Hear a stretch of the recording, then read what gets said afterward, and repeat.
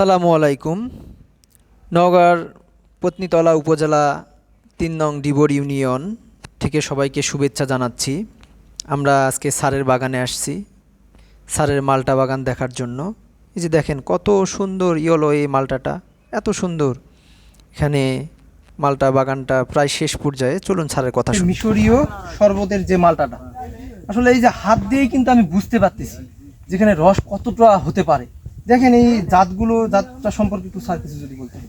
আচ্ছা, এটা হচ্ছে মিশরীয় শরবতের মালটা। আমরা শরবতে বিভিন্ন ধরনের কেমিক্যাল জাতীয় কিছু পাউডার মিশাই, যেমন ট্যাং এই ধরনের।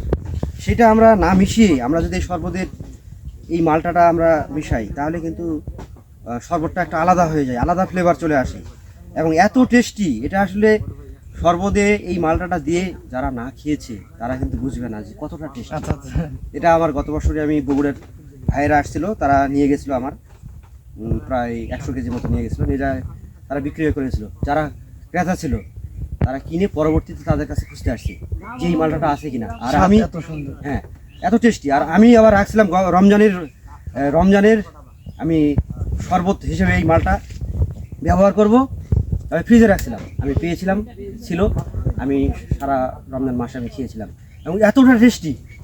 পুষ্টিকর শরবতে দিলে এতটা টেস্টি, ভিটামিন সি এর অভাবটাও রিয়েল পূরণ হয়ে গেল। জি জি। আবার মালটার ফ্লেভারটাও, শরবতের ফ্লেভারটা কিন্তু চেঞ্জ হয়ে গেল। স্যার আসলে আপনাকে মানে অন্তর থেকেই ধন্যবাদ দিতে হয় যে আপনি এত সুন্দর একটা বাগান করছেন, আর এটা আসলে অনেকেই দেখতে আসতেছে।